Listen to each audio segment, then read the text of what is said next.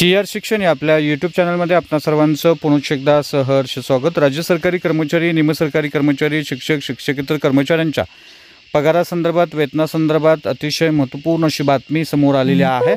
काय आहे ती बातमी आणि या बातमीच्या अनुषंगाने कोणते ते कार्यवाही जी आहे ती सरकारी कर्मचारी, निमसरकारी कर्मचाऱ्यांना, शिक्षक, शिक्षकेतर कर्मचाऱ्यांना करावायची आहे, या संदर्भातील सविस्तर माहिती देणारा हा व्हिडिओ पाहण्यापूर्वी नेहमीप्रमाणे आपणा सर्वांना एकच विनंती, व्हिडिओ शेवटपर्यंत पाहावा आणि आपण जर आमच्या चॅनलवर नवीन असाल तर चॅनलला जरूर सबस्क्राइब करा, समोरील बेल आयकॉनला सुद्धा क्लिक करा, जेणेकरून महत्त्वपूर्ण शासन निर्णय, कर्मचारी, पेन्शनधारक, कुटुंब निवृत्ती वेतनधारकांच्या विषयीच्या महत्त्वपूर्ण अपडेट्स आपल्याला आपल्या यूट्यूब चॅनलवरती सर्वात अगोदर पाहायला मिळतील।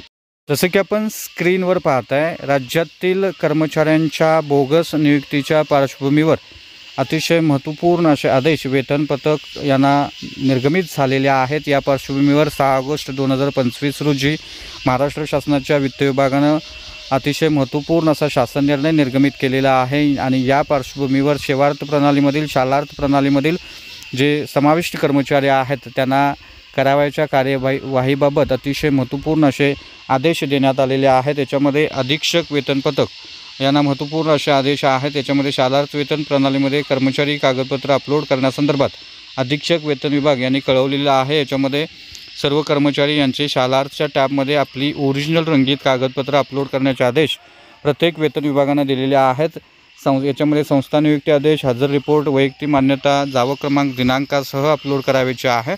ज्या कर्मचाऱ्यांची नियुक्ती 18/11/2016 नंतर झालेली आहे त्यांनी कागदपत्रे अपलोड करत असताना संस्था नियुक्ती आदेश, हजर रिपोर्ट, वैयक्तिक मान्यता, जावक क्रमांक, दिनांकासह, शालार्थ ID मान्यता, जावक क्रमांक, दिनांकासह 7/7/2025 तारखेअखेर अपलोड करायचे आहेत। आणि सदर कर्मचाऱ्यांनी आपल्या नियुक्तीचा प्रकार कोर्ट केस आहे की विनाअनुदानितवरून अनुदानावर आहे, टप्पा अनुदानावरून अनुदानावर आहे का, अनुकंपामध्ये आहे, अल्पसंख्याक संस्थेसंदर्भातला आहे, पवित्र पोर्टल, समायोजित शिक्षक पदभरती परवानगी घेऊन केलेली की पदभरती परवानगी न घेतलेले यापैकी योग्य तो पर्याय निवडायचा आहे। आणि सदरची माहिती जी आहे ती मुख्याध्यापकांच्या लॉगिनवरून पूर्ण करून भरावायची आहे आणि सदरची माहिती पूर्ण भरल्यानंतरच इथून पुढचे पगार होणार आहेत। सदरची माहिती पूर्ण भरल्याशिवाय संबंधित शाळांचे पगार होणार नाहीत, यांची सगळ्यांनी नोंद घ्यावी।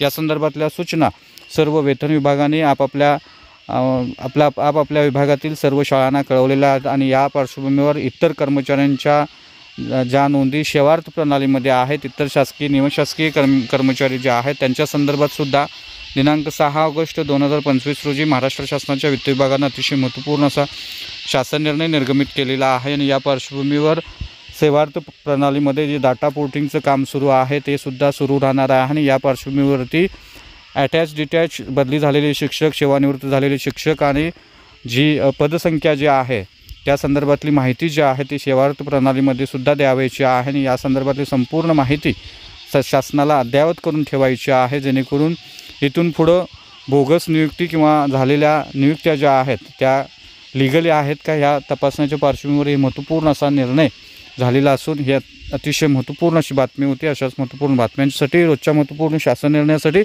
चॅनलला जरूर सबस्क्राइब करा, व्हिडिओ आवडल्यास लाईक करा, शेअर करा, आपले काही प्रश्न असल्यास नक्की कमेंट करा। धन्यवाद।